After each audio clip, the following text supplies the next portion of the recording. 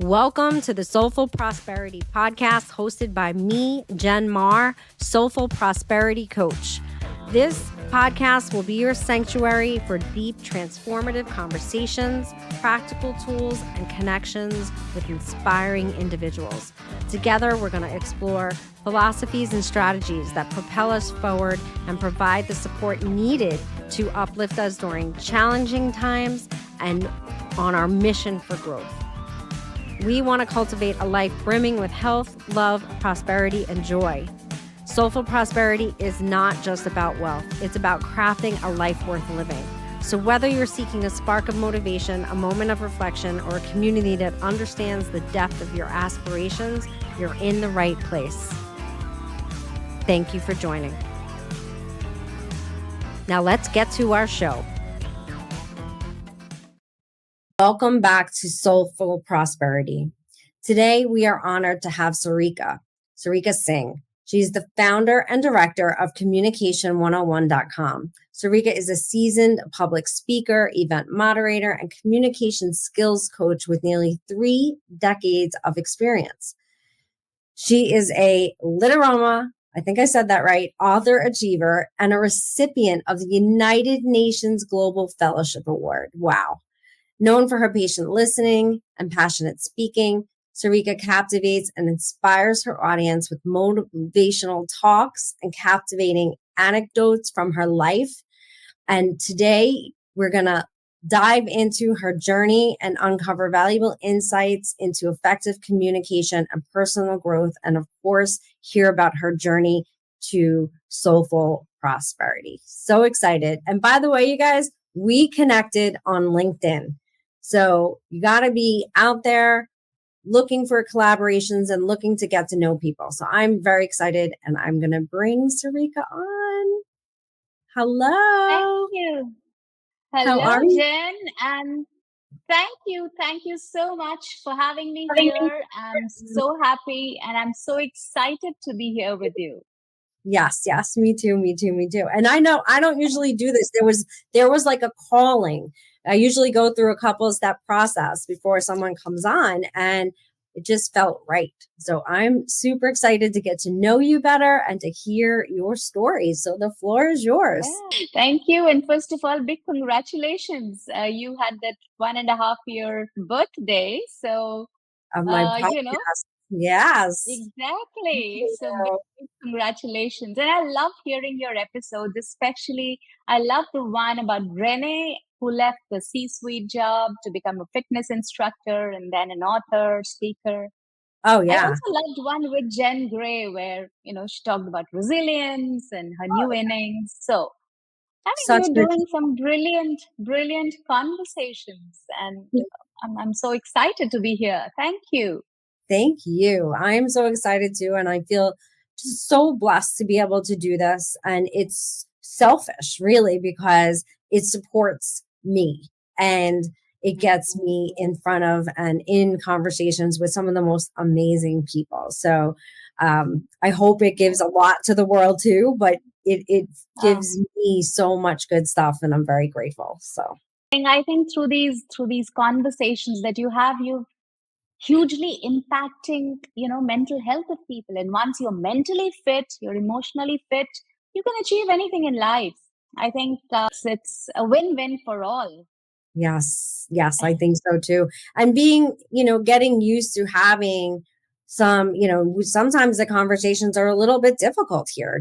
People get very vulnerable and talk about things that they went through and struggled, and people seeing that it's okay to share that. We're all going through it, whether it's now or things we've been through or in the future, or we have loved ones that are struggling, or whatever. It's important to know that we can just have these conversations. Oh yes, I completely agree with you.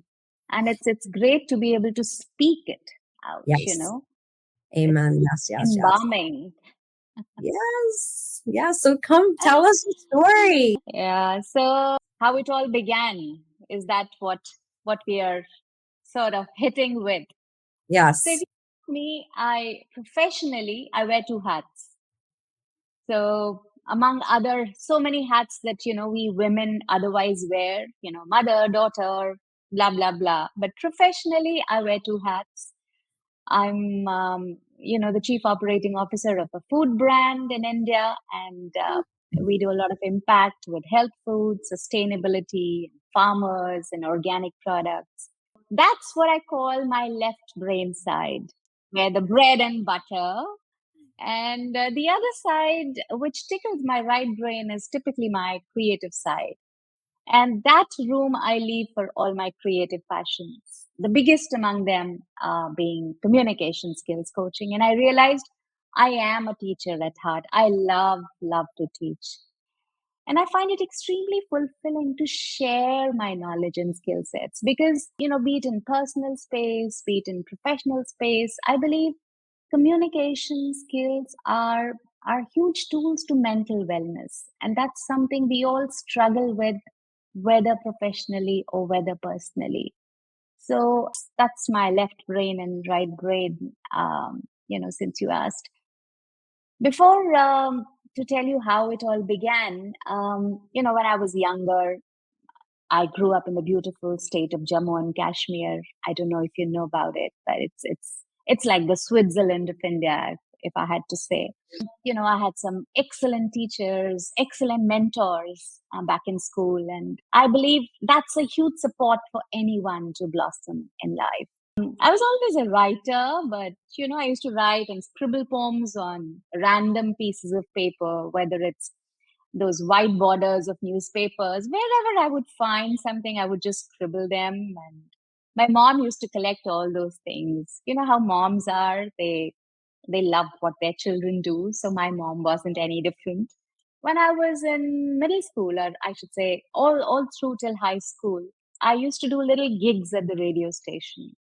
I would do short programs and give voiceovers. Somebody said you have a good voice, and you know how you get flattered hearing that. So I used to give narrations and little bit of something, nothing serious, but I totally enjoyed it. Today, when I see what I'm doing and what really gives me that fulfillment, I feel I'm doing pretty much the same thing. I write, I teach, and my latest love, my podcast. So I believe, you know, I'm so thankful to God and to everyone who makes time to listen to my podcast. And by the grace of God, it's become India's top communication skills podcast. And I'm so thankful to God. And so basically, I'm doing a radio show, a different kind of radio, but your childhood love, your whatever you love as a kid, if you're able to do it later in life, I think you're able to do justice to it because you have full passion in doing that. And nobody's really pushing you for it. You're self-inspired and you just love every minute of it. Yeah, I But love. all said and done, I feel the biggest mentors in my life, and I think it would go with for many people, is as my parents. My dad was a coveted scientist. He published some 100+ papers and patents. He was a hardcore, higher education specialist, and I lost him about a year ago. And just a week before he left, he finished a huge 550-page volume on pharmaceutical chemistry for master's level students. This was his, give back to the society. So I believe somewhere teaching is in my DNA. It just comes naturally, and his way of doing things was to give back to the society whatever knowledge, whatever skills he had. And I think 25, 26 years in the corporate world and in my communication skills coaching, I feel I've been there, done that. I want to share whatever I've learned so that people don't do the mistakes I did. They learn from my mistakes, and I'm able to share more and more and help more and more people. And I think podcast is especially making me do that because you reach millions anywhere in the world. It's a radio show which has gone wild. So I believe you must be experiencing a similar thing. Yes, I mean, the podcast has been a really, like I said earlier, a very special gift. And I kind of also use it as a learning tool, right? So I get on here with people like you, and also sometimes I'll do my solo podcast on something I've learned, something I've read, something I've experienced. And when we come on and have the conversation, it sort of helps you embody things that you've learned and concepts that you aspire to live by, more, or values or virtues or ideas. So it's very, Mm. very powerful. So Yeah. I love this concept of the teaching being in your DNA, because I will tell you that it took me 50 years to figure out who I am, what I'm meant to be, why I'm here, and what my calling is. It took me 50 years to figure that out. And although, like you, I think there was many signs of it. I was born into very different circumstances to you, very little stability. Um, raised by my mom, was a single mom. She had my brother and I when she was a baby. Come from a long line of very dysfunctional families on both sides, and so I didn't have that real. And although my mom is an amazing woman and a mentor in many ways, not necessarily on this kind of path. And so it took me that long. It took me that long. So But you're lucky. You uh, found your calling. I am so grateful and so blessed, because not only that, everything that I've been through, a lot of trauma, a lot of, adversity, and a lot of challenges in my life really make me a really good coach, because I've been through a lot and I've overcome and I've worked through, and I still am. So being able to share that, and that doesn't mean that somebody who hasn't, you don't have. One of the things I've learned, and I try to tell my daughters, is you don't have to struggle to learn. You don't have to struggle to thrive. You don't have to struggle to be awakened. You don't have to. You can. And obviously those were the choices I made. A lot of that, I don't blame circumstances or anything. It's like, at some point you have to awaken to who you are and why Yeah. you're here, why you're meant to be. So it took me a little longer, but what I have to share is that much more powerful and that much more impactful because of those experiences. So my question is, I call it a calling, you're calling it in your DNA. How did you come to realize, like, I am meant to teach, I am meant to share? And then what was the process because obviously that's not exactly what Sure. you were doing to begin with, right? So tell us Yes. about that. Yes. Sure. Sure. So, my teaching journey started, if you ask me honestly, as a sidekick, as a side hustle. I was working in the corporate, and I realized that people really struggled with their communication.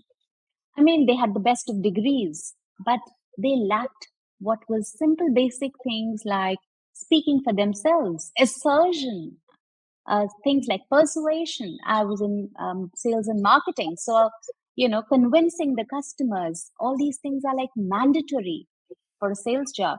For example, if there's a team meeting and suddenly your boss, he asks you for an idea, I could see people get cold feet. Even if they knew the idea, they had the best of idea.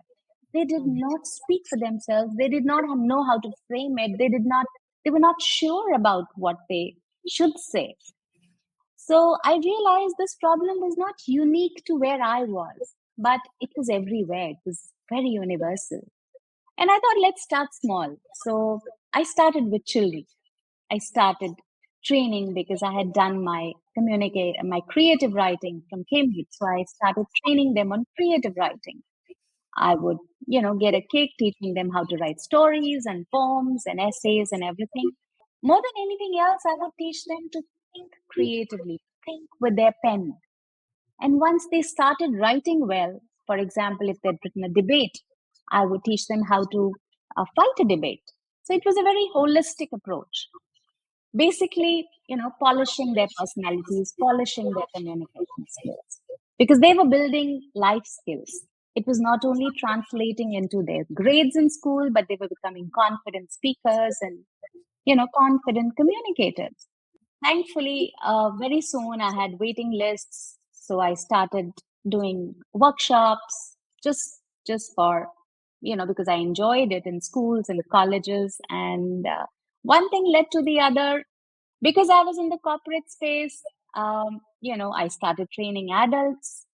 And I realized there were a lot of people who wanted to speak like butter. They wanted to learn how to say a no because more than often people struggled with their boundaries. I still And do so much. It's been, I have to say to people, pardon me, because I can be very extreme when setting my boundaries because it's still really new to me, which was, whoa, like such an epiphany because I was always known and knew myself. My persona was all about being a strong, independent woman. And then all of a sudden I realized, oh no, you are a people pleaser, Jen, like 100%. I was pretty much living the bulk of my life pleasing people, because I had been through so much and I had low, I had high confidence, low self esteem, believe it or not, right? I overcompensated with my confidence, and I would compensate for feeling not worthy by being a people pleaser. So anyway, that's another whole nother topic. But learning those communication skills to be able to communicate no, or to be able to communicate a boundary where, and I did it really successfully this morning. I was really happy and really proud. And it's been like in the last few weeks, it's just been one after the other opportunity to reset that, because this coaching business is pretty new. And so it's 2 years old. And so I retired from real estate after 30 years. So when you're, in my position as a coach, and you have this pattern that I wasn't even aware of, because if you asked anybody, is Jen a people pleaser? Nobody would ever have said yes. It's so like sneaky. And so, because you said like I think many people suffer with this. And so setting up my clients in the beginning, I was setting the relationships up all wrong, which is not good for a coach. A coach needs to have the proper relationship, the proper boundaries, the proper standards and things in place in the best interest of the client. And so I just wrote a blog about it. It's really, really, it came out last night, I think. So it's really, really powerful stuff. And even someone like myself, who's been doing personal development for almost 20 years, this was still something that I was struggling with. yeah, it's very common. We don't realize it, and so many times we suffer because of that. We miss opportunities because of that. And you know, many times people came to me, they struggled with things like active listening because you're just waiting to reply. Somebody's talking to you, you have your answer ready in your head, you're not really hearing them out, and you want to vomit out your answer. So, Yes. these are very common things. And the more I talk to people, the more workshops I conducted globally, I realized that more people are getting, affected by this, and they're really struggling with this. So, it's made a huge value addition, at least for myself. I feel that impacting lives of people is very fulfilling. I just wanted to touch more and more lives. And like you were asking me how this happened. So Spotify connected with me. One thing led to the other. The podcast was born. So, I'm very glad. Each day I wake up, I say, thank you, God. Each night I sleep, I say, thank you, God. So there's nothing, more powerful than Him. So what is your religious background? I'm super curious just because you're in India. I'm a Buddhist.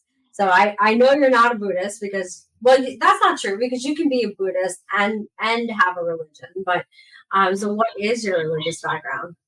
Yeah, so good question. And well, I'm God fearing. Okay. That's number one. I'm not ritualistic. I appreciate all Mhm. religions. Family, if you ask my family religion, we are Hindus, yes.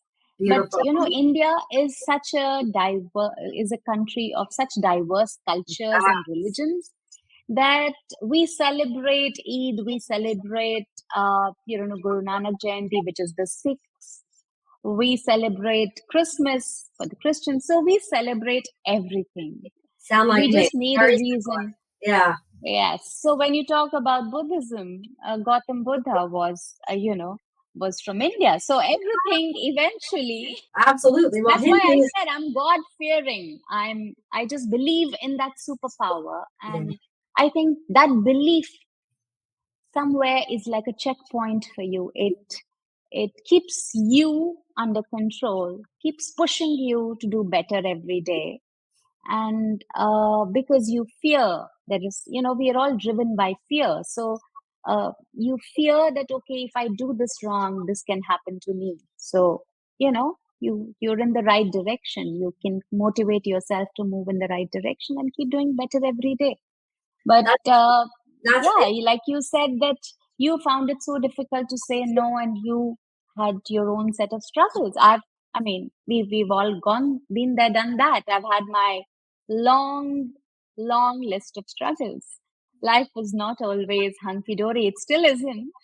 I mean, I wouldn't like to bore your audience with my personal goings on, but long story short, I became a single mom when I was before my 21st birthday, and I had a decade long legal custody battle for my daughter. So it was a marriage which lasted 3 months. And living in India, we somewhere a very conservative society, evolving, but yeah, we don't really welcome the divorced single moms so happily. So yes, there were times which I feel if it was somebody else, they would have had a mental breakdown. So my parents were my support system. They still are. I have a beautiful daughter. She's a lawyer now. So I guess she saw me struggle. She saw me struggle through so much with the legal system. So she decided to master it professionally. that's amazing. I believe you also have a daughter. I A have two daughter. daughters and a Okay. granddaughter. Oh, wow. Yes, Okay. yes. They Okay. teach me every single day, and it was amazing. And I was a single mom as well, and so many lessons in there, and such an experience. And I can imagine, or I should say, I can't imagine what it would have been like to be in a country like India, where, here we revere with single moms in our country. So as difficult as it is, people literally are like, wow, look at her, single mom. People, go out of their way in this country to help women that are single moms. Sometimes I think we forget about the single dads, but um, with all the struggles, I always had that, and that was very, very helpful. People do treat single moms with reverence here, which is a beautiful thing. And not comparing, I think India is a beautiful country and a beautiful culture. And we have things that, we do that you guys, do better or whatever. So it's not a comparison, but that environment was supportive. And so I give you a lot of credit because I Hmm. know a little bit about that, and good for you. Yeah. So I think whenever you are going through a tough time, you look up to people you you're very close with, or in my case, it was my parents, like I said. So losing my dad in February of 2023 was a time which literally shattered me. Uh, you know, I lost him, holding him in my arms. I was looking at him in the eye, and in a split second, he was not there. So, I mean, it took a couple of months, maybe longer, for me to, come back to life and realize I was alive. I miss him every day. When I quote, I believe he's loving me from those stars, and he Absolutely. was being me mentor. So, I uh, have been stepping into the spiritual realm, and I've had some experiences where I've had very clear communication. One, mm, I say it's my I'm separated from my husband, but I saved his life 3 weeks ago because I literally heard a voice. You need to go check on him.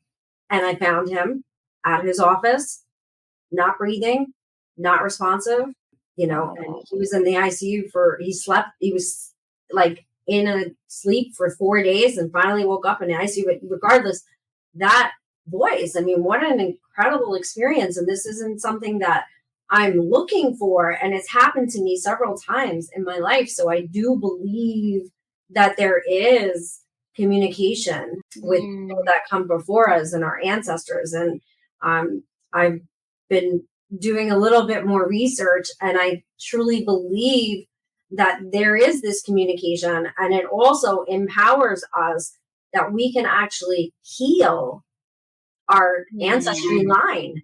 And so that I've been working in that field a little bit. I have a lot going on, but it's really powerful. So I believe that, there are ways that you can communicate with, especially people you love. And I mean, some of the books I read, they talk about people who have almost a better relationship because they're able to not have, it sounds like you and your dad had a great relationship, but sometimes you have complicated relationships with people you love, and that people have passed, and the people that survive are able to heal the relationship and move on to have an even deeper and more beautiful relationship. So yeah, I agree. You're doing a commendable job. And in fact, during my working, I realized this one thing. A lot of people used to believe that communication skills per se are for professionals. So look at the irony. I mean, a parent needs to speak to the child. You need to train them or teach them good things without sounding commanding, without sounding. And imagine if you're talking to your old mother, for example, or old parent, and whatever you're saying is right, but if your tone isn't right, do you think you can actually communicate that idea? I know. I struggle with this.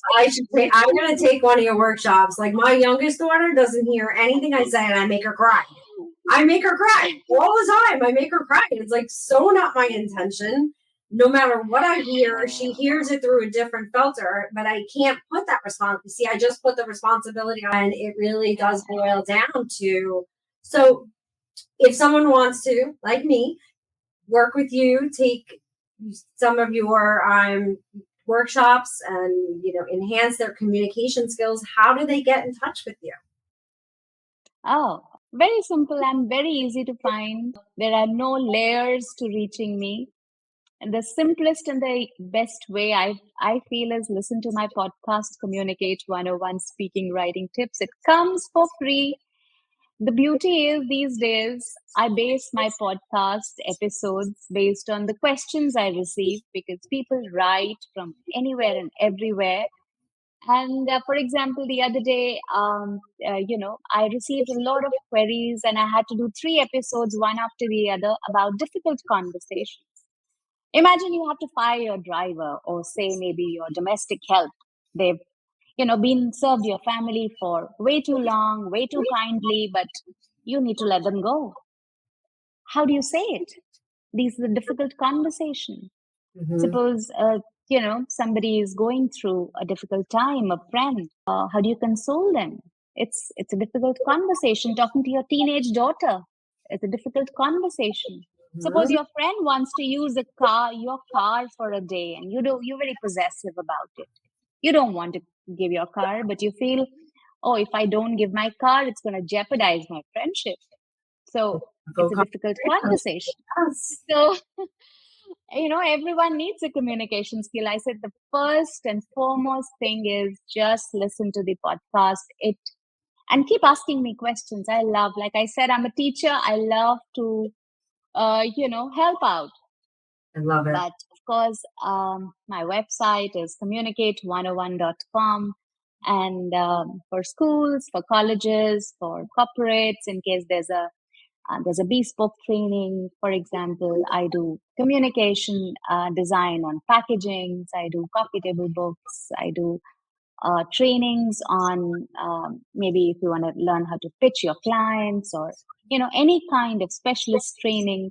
People reach me on communicate101.com. very easy. Follow me on Communicate 101 on Insta. So everything is Communicate 101.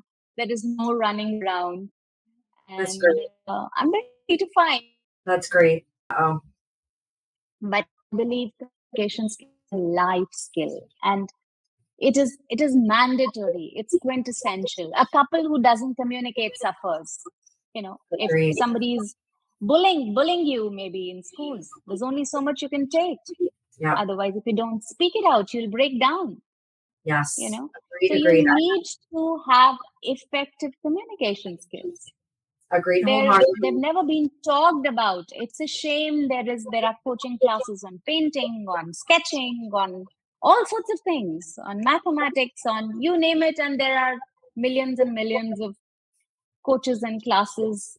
But this is something which needs to be handled very gently and with care, because it has a lot of factors, a lot of variables attached to it. Yes. It's not something which is a one size fits all kind of an approach. I cannot say that I train you for X skill only, because it's a holistic effort.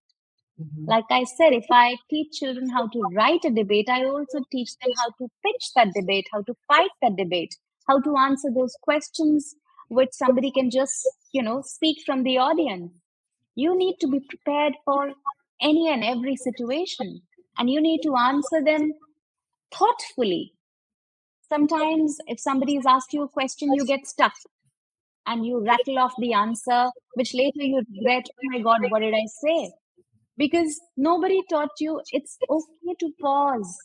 It's okay to think and then answer. The minute somebody asks a question, we're like, okay, this is the question. Let me rattle the answer. The pause is so powerful. Very, very powerful. So these little things, I think, make a huge difference in your life, in your everyday life, with your partner, with your friends, with your the professionals you work with your clients, everyone, and impact you positively. So that's why I said soulful prosperity. I'm really grateful for you having me here, Jen, Yes. because you're doing some fantastic soul hitting talks. Well, thank you. And it's been a beautiful conversation. I have some other ideas for us to collaborate, so we will talk about that. And you guys stay tuned for that. And thank you, everyone, for joining us here today on Soulful Prosperity. Sarika, you are a beautiful soul, and I look forward to more. Thank you, Jen. Thank you so much for having me over, and thank you to your audience for that patient ear and for listening. And I hope we've been able to add some value to them. Oh, of course. And I hope they follow me on the Insta Communicate 101. Thank you. If you would like to take a deeper dive on any of the topics we discussed today, or you're just looking to tap into that highest and best version of yourself and take your personal life and your career to the ultimate level, beyond limits, schedule a free deep dive call at jennifermar.com/schedule. You can also check out all of our workshops and offerings and events at jennifermar.com/events. Thank you for joining.